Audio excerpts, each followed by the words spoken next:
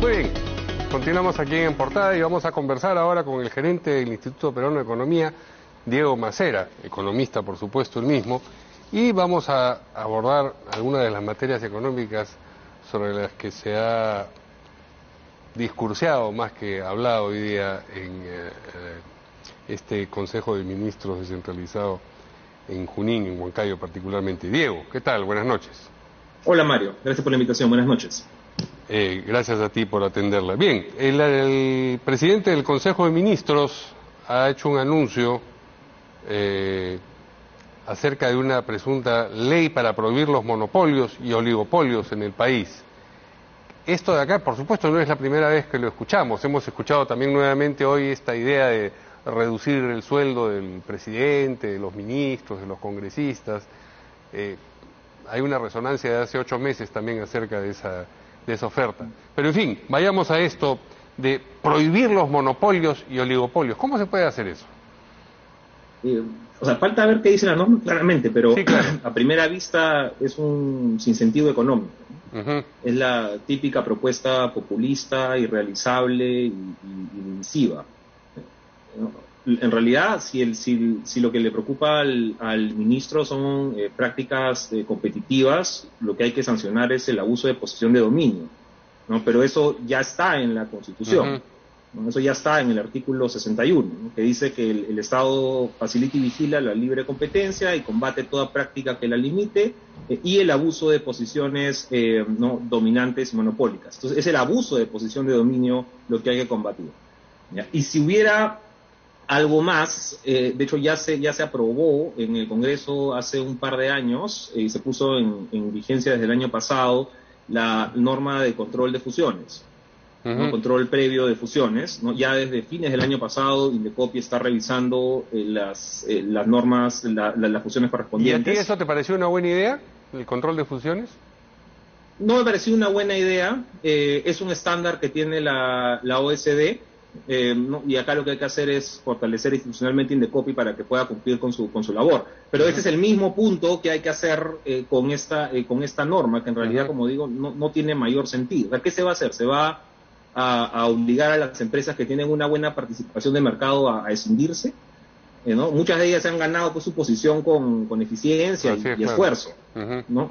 Además, ¿qué pasa si son solo pocas empresas, ¿no? O una sola empresa la que está en capacidad de producir algo, ¿no? O hay una patente, ¿no? Más aún, ¿qué pasa con los monopolios que tiene el Estado, ¿no? Con el Banco de la Nación, con ENACO, ¿no? O los monopolios naturales, ¿no? Como pueden ser Sedapal o todas las EPS, ¿no?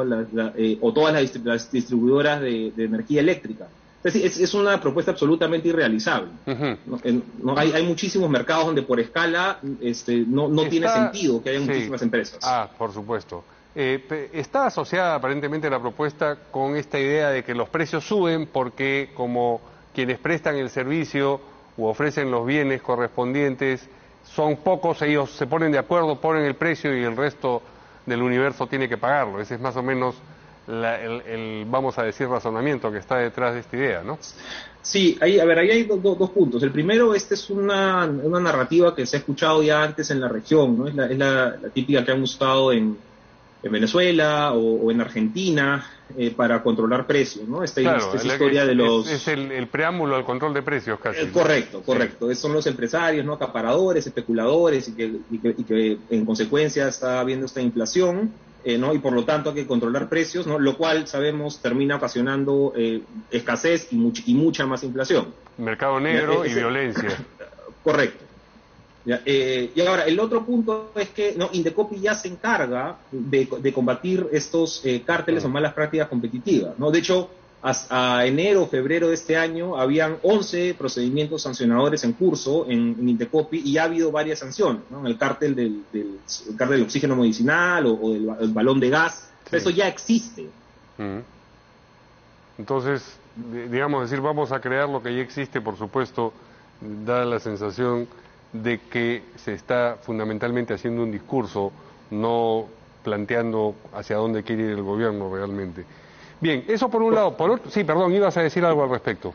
Sí, yo iba a decir que en realidad esto está respondiendo a un problema equivocado, ¿no? Aquí la preocupación es un proceso inflacionario ¿no? Las familias, lógicamente, estamos todos preocupados por el incremento en el costo de la canasta básica, pero hay otras maneras de hacerle frente, ¿no? Primero, por ejemplo, asegurar que las carreteras no estén bloqueadas para que lleguen los productos al mercado. Claro, ciertamente. Podrían empezar por ahí. De repente empezamos por ahí. Sí.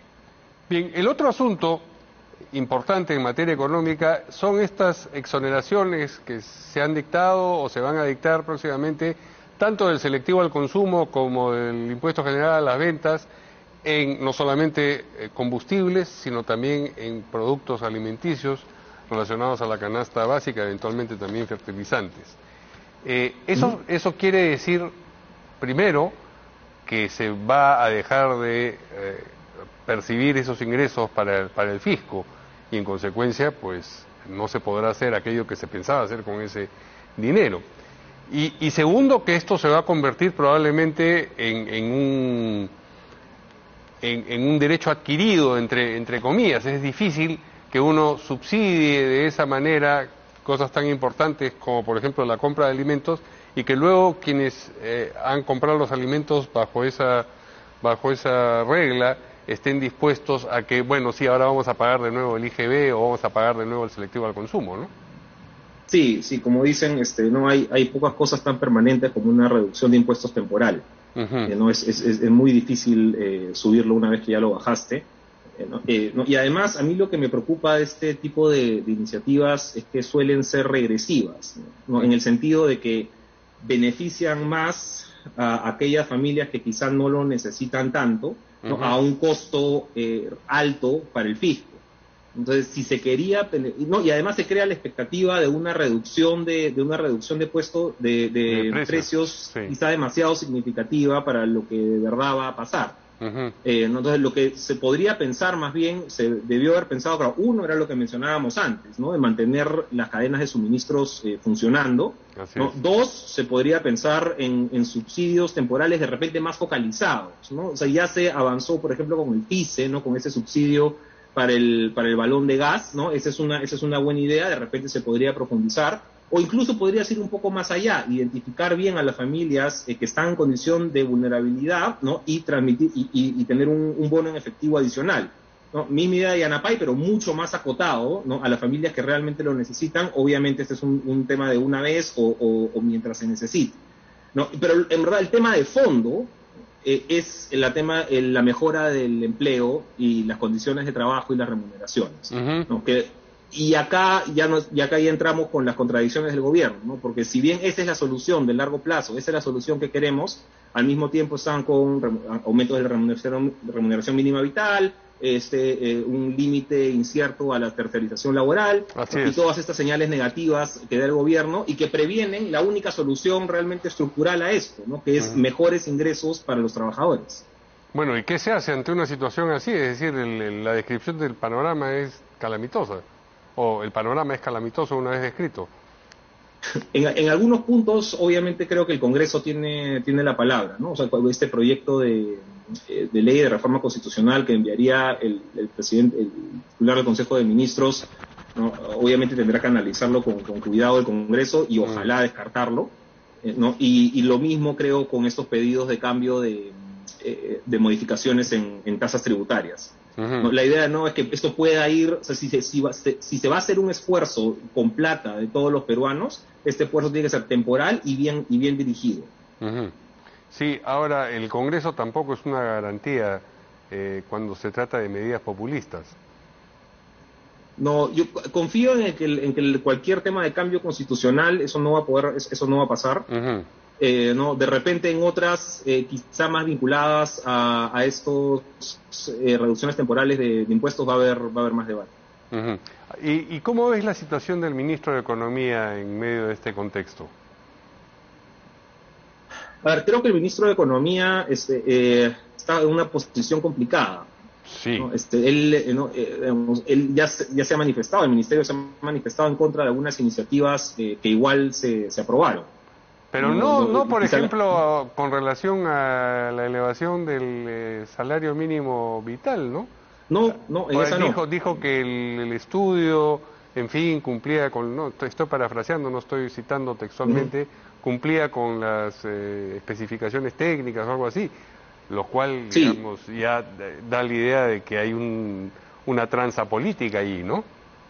Hay un consenso bastante amplio en economistas que estudian temas laborales sobre el impacto negativo que tiene el incremento de la Ujú. remuneración mínima en un contexto como el peruano, ¿no? Ahí ese creo que ha sido uno de los errores del Ejecutivo. Sí. ¿No? En el Ministerio se opusieron, en el Ministerio de Economía y Finanzas se opusieron Ujú. a esta ley este decreto de tercerización, Sí. ¿no? Pero obviamente no se les escuchó. Ujú. ¿No? Vamos a ver pues, cuáles son las siguientes batallas que Muy se bien. comprará o no el MEF. Muy bien, muchas gracias por la entrevista a Diego Macera, gerente del Instituto Peruano de Economía. Buenas noches. Muchas gracias. Muy bien, vamos a ir a una pausa. Pausa y regresamos.